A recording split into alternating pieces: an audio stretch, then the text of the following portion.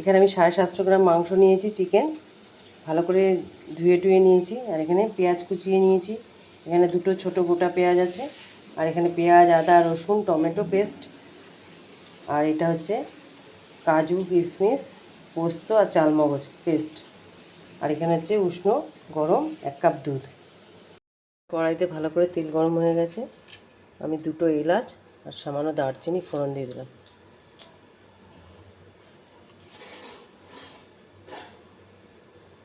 এবার কেটে রাখা পেঁয়াজটা ভালো করে লাল লাল করে বেরেস্তা করে তৈরি করে নেব।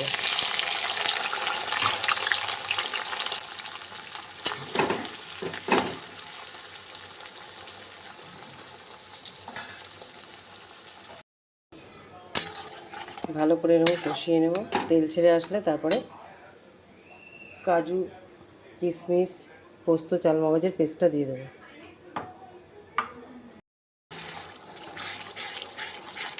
এইবার দিয়ে দেবো, পেস্টটা দিয়ে দিলাম।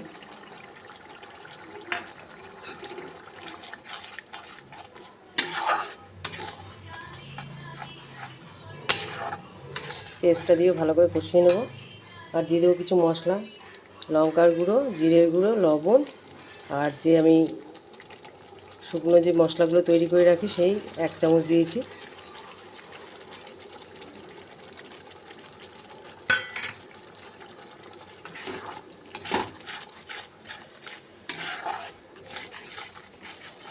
ভালো করে কষিয়ে নিয়ে এবার চিকেনটা দিয়ে দেবো।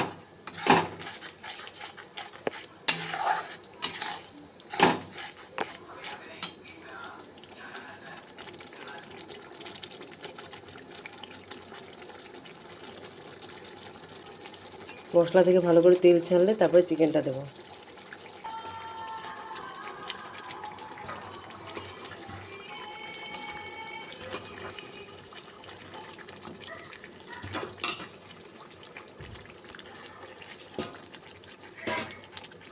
এবার ভালো করে চিকেন দিয়ে কষিয়ে নেব।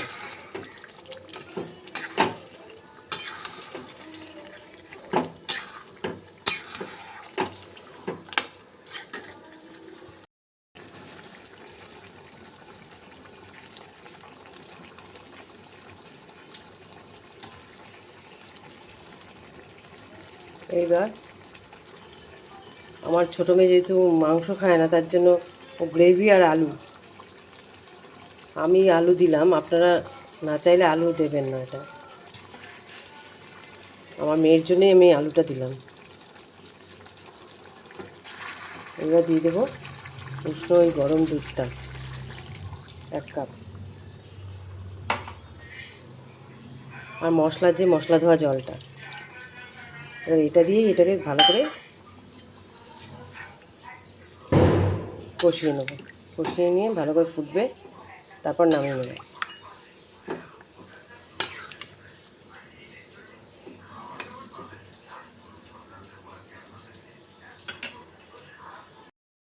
একদমই জল যাবে না, জল বলতে ওই মশলা ধোয়া জল যেটুকুনি, আর দুধ দিয়ে, আর হলুদও যাবে না এর মধ্যে। এবার ভালো করে ফুটবে। যেহেতু আমার ছোটো মেয়ে মানে মাংসটা পছন্দ করে না, ও গ্রেভি আর আলুটা দিয়েই খায়, ওর জন্যই একমাত্র আলুটা দিতে হয়।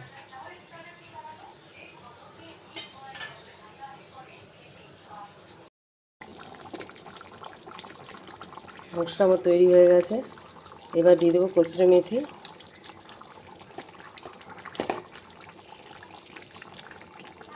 আর ঘি।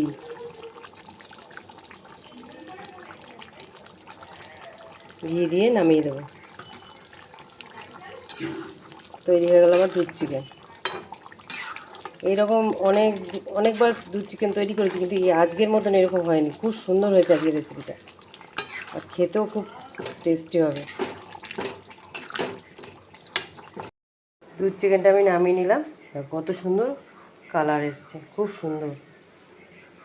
আপনারা একবার ট্রাই করে দেখতে পারেন এটা।